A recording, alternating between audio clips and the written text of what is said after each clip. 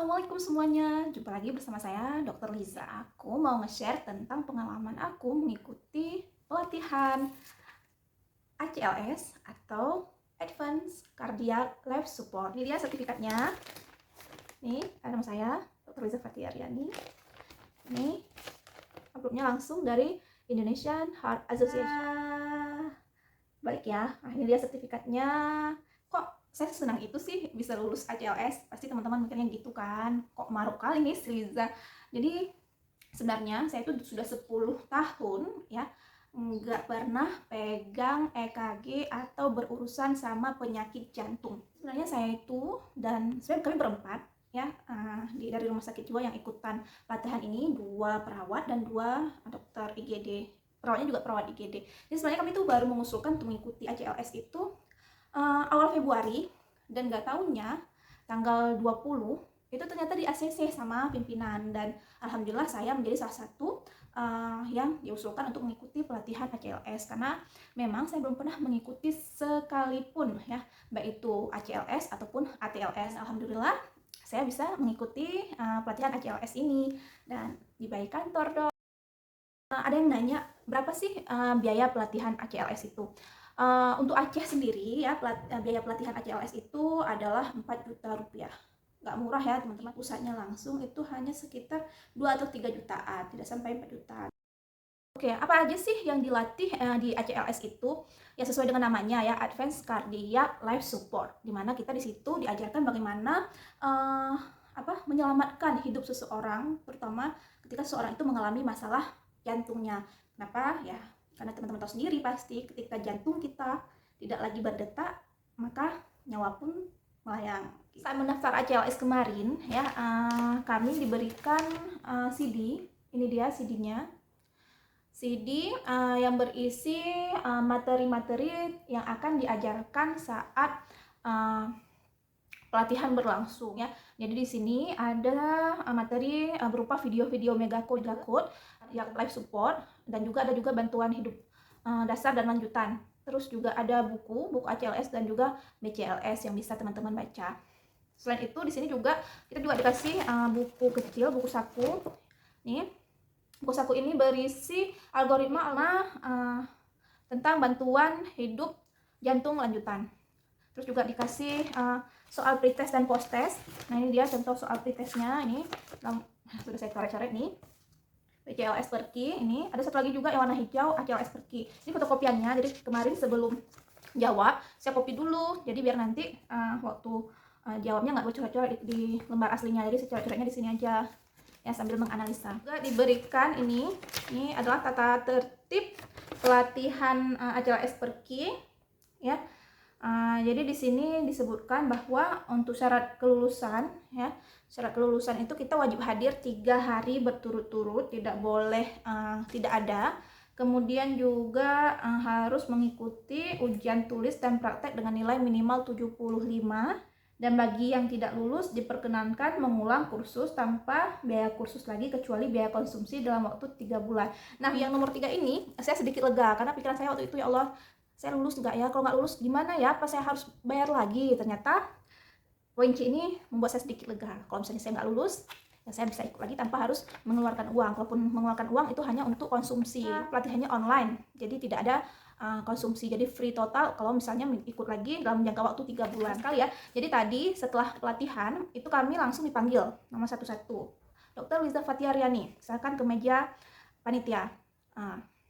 Jadi di situ kita dikasih amplop coklat ini, ya, amplop coklat ini, dan ternyata isinya itu nggak semuanya sertifikat, teman-teman. Ada juga yang hanya berupa kertas lembar yang isinya itu surat yang menyatakan kalau kita itu tidak lulus. Tapi jangan khawatir ya, kalau misalnya tidak lulus, kita bisa coba lagi dalam waktu 3 bulan dan free, masih gratis ya.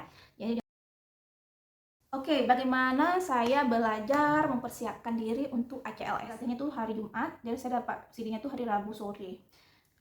Jadi dalam rentang waktu Senin sampai Rabu itu, saya sudah mencari-cari informasi tentang ACLS. Saya cari tahu tuh apa ada soal pretest atau post-test di internet, kan biasanya tuh ada tuh yang upload. Dan ternyata ada beberapa soal yang di-share di internet, dan saya download. Dan ya, ketika membacanya saya tidak tahu apa-apa. Terus saya juga coba belajar di YouTube, nonton video di channel siklus sirkadian ya. Jadi di situ memang ada 8 ada satu playlist yang berisi 8 video yang isinya memang tentang persiapan sebelum ACLS. Jadi di situ dijelaskan secara mendetil apa saja yang harus kita ketahui saat kita mengikuti pelatihan ACLS. Itu algoritma henti jantung, terus hafal betul tentang ventricle fibrilasi, ventricle tachycardia, asistol, dan PEA. Nah, ternyata nih ya, ternyata lagi nggak hanya tentang algoritma henti jantung yang harus kita pelajarin, teman-teman. Tapi kita juga harus belajar bagaimana cara penanganan pasien setelah jantungnya berdetak kembali. Jadi mungkin ya kalau misalnya teman-teman dulu masih koas, ya yang ditangani ya cuma sampai henti jantungnya saja, tidak sampai pasiennya jantungnya itu berdetak kembali. Nah, di sini juga kita harus belajar bagaimana cara menangani pasien pasca henti jantung ya, atau pasien yang sudah ROSC, response of spontaneous circulation. Jadi sirkulasinya itu sudah spontan kembali di situ ya. Kita juga harus tahu bagaimana penanganan algoritma penanganan pasien-pasien dengan takikardi ya, dengan nadi, kemudian bradikardi, terus juga penanganan pasien dengan udem paru kardiak ya. Terus satu lagi juga penanganan pasien dengan SKA ataupun sindrom koroner akut. Banyak itu ya yang harus dipelajari, melalui kita mulai dari nol ya, walaupun memang tinggal merecall kembali ingatan-ingatan zaman kuliah ya 15 tahun yang lalu. Jadi saya benar-benar menonton step by step video-video di siklus sirkadian itu sampai saya juga membuat catatan saya. Jadi pertama saya nonton dulu video-videonya sampai 8 video itu, kemudian saya ulang lagi, saya catat, karena yang pertama kan sudah mendengar, sudah tahu. Yang kedua saya catat ya, saya catat ini rajin ya, saya catat ya sampai saya benar paham atas apa yang disampaikan, dipresentasikan di video tersebut. Jadi kadang-kadang ada beberapa hal yang tidak disampaikan tuh di situ. Jadi saya mencoba browsing lagi. Kadang-kadang ada istilah-istilah yang saya lupa aja nih ya pada algoritma henti jantung. Jadi kan selama ini yang kita tonton ya kan, kalau misalnya pasiennya henti jantung ya, udah asistol garis lurus, maka di situ tenaga medisnya itu langsung ambil decision, langsung shock ya, sampai pasiennya tuh gitu kan. Nah, ternyata teman-teman itu salah loh teman-teman. Jadi apa yang ditampilkan di sinetron, apalagi sinetron kita, itu adalah sesat lagi menyesatkan. Karena pada kondisi asistol alias tidak ada nadi dan tidak ada gelombang apapun pada irama jantung, maka itu adalah kondisi yang tidak boleh di shock ya. Jadi kita cukup memijat jantung dan memberikan pernafasan buatannya saja, adakan obat-obatan. Jadi tidak di shock sama sekali. Yang baru di shock itu pada keadaan seperti tadi VT dan VF. Jadi kalau misalnya saya nggak ikut pelatihan ini, karena saya juga malas baca tentang jantung, kayaknya saya termasuk orang-orang yang disesatkan ya oleh tayangan-tayangan di televisi. Ternyata juga ada materi tentang EKG. Saya mencoba mencari video-video yang memudahkan saya untuk belajar tentang EKG. Jadi di hari Jumat itu kita dikasih materi full day dari pagi sampai sore. Ya, semua materi baik itu tentang algoritma henti jantung, bantuan hidup dasar, kemudian sindrom koroner akut, terus tentang udem paru, bradikardi, takikardi, dan cara membaca EKG, serta cara penggunaan DC shock ataupun defibrilator. Jadi seharian itu kita memang diajarkan ya materi-materi dasar tentang itu. Tapi kalau misalnya sehari aja itu pasti nggak masuk, apalagi full day dengan banyak materi. Jadi mau nggak mau kita harus belajar sebelum ikut tes. Ya, cara saya untuk belajar membaca EKG itu saya mencari di YouTube ya. Terus ada juga saya cari tentang tips cepat membaca EKG dalam bahasa Inggris, dan ternyata ada satu video yang menurut saya ya benar-benar membuat saya itu paham tentang EKG ya. Saya yang lupa tentang EKG karena 10 tahun sudah tidak pegang, jadi ingat kembali bagaimana prinsip EKG itu sendiri, bagaimana kompleks PQRST itu sendiri, dari mana terbentuknya gelombang P, dari mana terbentuknya URS, dan juga dari mana terbentuknya gelombang T. Harus baca buku. Di situ saya jadi tahu, oh ternyata gelombang P dari sini ya, dari atrium. Kemudian ketika atrium berdepolarisasi ataupun berkontraksi, maka terbentuklah gelombang P. Begitu juga dengan QRS, dia terbentuk dari depolarisasi ataupun kontraksi ventrikel. Sedangkan gelombang T terbentuk dari relaksasi di ventrikel. Oh ternyata ya, jadi ada hubungannya kalau misalnya ini seperti ini, seperti ini. Jadi pikiran saya tuh langsung tertuju, langsung mengarah ke suatu penyakit. Gelombang P-nya yang bermasalah berarti misalnya itu ada di atrium. Kalau QRS-nya yang bermasalah berarti misalnya itu yang ada di ventricle. Selain itu, saya juga di situ juga dijelaskan tentang AV block ya, tentang bradikardi dan juga takikardi, bagaimana sampai terbentuknya AV block derajat 1 tipe 1, kemudian AV block derajat 2 tipe 1, AV block derajat 2 tipe 2 dan total AV block.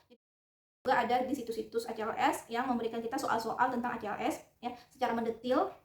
Kalau salah jadi buat pembahasannya, jadi bisa men-challenge sendiri untuk menjawab soal-soal tersebut. Kalau misalnya teman-teman masih punya waktu yang panjang ya, misalnya teman-teman mau ikut ACLS-nya bulan depan, jadi teman-teman masih ada waktu untuk belajar. Jadi nggak salahnya kalau teman-teman mencoba jawab soal-soal yang ada di situs kita. Tadi hari pertama kan kita dikasih materi ya, full materi, kita bisa berdiskusi. Jadi kalau misalnya teman-teman sudah belajar, teman-teman sudah membaca buku saku ini yang minimal ya, jadi tadi teman-teman tinggal oh ternyata begitu ya, jadi sudah langsung connect dengan apa yang dijelaskan oleh materinya. Teman juga bisa bertanya langsung, oh ini kenapa seperti ini ya, ini bisa kenapa seperti itu ya. Jadi langsung nyambung ketika pemateri menjelaskan materi-materi tertentu tersebut.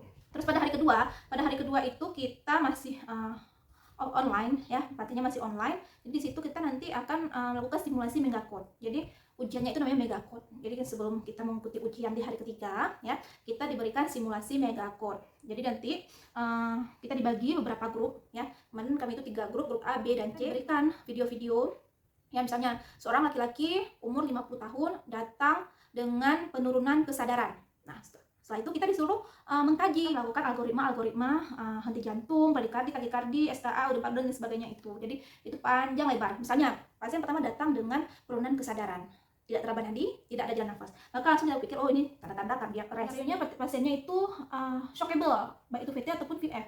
Tiba-tiba dalam perjalanan kita itu berubah menjadi asistol ataupun PA yang ke non shockable. Terus tiba-tiba berubah lagi. Nah itu membuat kita berpikir, nggak hanya berpikir pada satu algoritma saja, kita harus berpikir menyeluruh. Oh kalau misalnya tiba-tiba pasiennya ini, pertama pasiennya STEMI, tiba-tiba pasiennya SVT, tiba-tiba pasiennya bradikardi, tiba-tiba pasiennya henti jantung, tiba-tiba detak lagi, apa yang harus kita lakukan ya? Di hari ketiga nanti kita disuruh mengumpulkan soal pretest. Jadi kan tadi membawa pas foto, kemudian juga bawa sertifikat sertifikat ijazah ya, terus juga swab antigen ataupun PCR. Nah, jadi nanti pas fotonya ditempel di sini. Ini dia pas fotonya. Jadi berikan pas foto terbaikmu untuk sertifikat yang sangat bermanfaat ini. Terus kita nanti disuruh antri duduk ya di lobi hotel, sedangkan pelatihannya itu di dalam ruangan. Jadi kita dipanggil ya, ada yang dipanggil satu persatu, ada yang dipanggil berkelompok. Seperti saya tadi dipanggilnya 4 orang ya. Jadi pertama kita diajarkan dulu ini pantomnya, ini alat defibrilasinya, bagaimana cara menghidupkannya, bagaimana cara pemasangnya. Nah setelah itu ya nggak lama, cuma 10 menit ya. Setelah itu langsung deh ujian. Itu dari urutan pertama itu pasien datang umur 50 tahun dengan keluhan sesak berat. Nah di situ kita suruh pikir, pasien ini sesak berat umur 50 tahun. Jadi kita disuruh berpikir kritis di situ, pikir cepat untuk menganalisis apakah pasien ini sesaknya karena jantung kah atau karena parunya. Jadi kan karena memang ini ACLS, pasti kan kita jangan jauh-jauh berpikir kalau ini tentang paru ya, ini pasti ada hubungannya dengan jantung, maka arahkan itu ke jantung. Terus tiba-tiba pasiennya setelah dilakukan tindakan udah henti jantung. Nah, apalagi harus kita lakukan kayak gitu ya. Dan yang penting ya, saran saya saat teman-teman mengikuti ujian ya pada hari terakhir itu, teman-teman itu jangan lupa sarapan pertama, karena ujiannya itu kami tadi disuruh datang jam 7 pagi, dan kalau di Aceh itu jam 7 pagi itu sangat pagi. Jadi kalau bisa teman-teman jam 6 tuh udah siap-siap, udah sarapan. Kalaupun nggak sarapan jangan lupa bawa roti kek ataupun pisang ke tempat ujian. Terus usahakan tenang, jangan gugup ya. Kalau misalnya teman-teman gugup, semua jadi blank ya. Anggap aja itu adalah situasi real yang kita alami saat menghadapi pasien henti jantung nanti. Terus kalau misalnya biasanya nih ya, instrukturnya itu nanti kalau misalnya kita salah ya, seperti saya tadi refleks ya, padahal pasiennya itu PA non shakable, tapi saya terpegang di shock. Terus saya sama instruktur itu, apa kamu di shock? Oh iya dok, pasiennya PA. Nah langsung, dan itu diingatkan kok, misalnya bukan diingatkan kali-kali, cuma dikasih warning sama dia. Jadi kalau misalnya kita sadar ya langsung letakkan ya. Tapi ada juga yang langsung aja dia bersikeras, misalnya pasiennya itu shockable dan diberikan amiodaron pertama 300 mg. Habis itu setelah amiodaron dan RJP lagi, dia kasih lagi amiodaron. Nah, padahal kan enggak, dia setelah RJP lagi epinefrin kan. Tapi teman saya itu bersikeras. Nah, apa setelah amiodaron 300 kasih amiodaron 150. Iya dok, ini. Nah, ya udah, instrukturnya kan diam aja. Apalagi itu sudah kasih peringatan untuk kita. Jadi kalau misalnya nanti instrukturnya tuh bilang EKG-nya misalnya kita ada salah tuh kan, dia mesti ingatin apa ini. Nah itu berarti kita harus mikir benar nggak ya yang kita lakukan gitu. Nah itu saja tips dan trik dari saya ya. Semoga teman-teman yang mau ikutan pelatihan ACLS lulus semua dan mendapatkan sertifikat ACLS ini.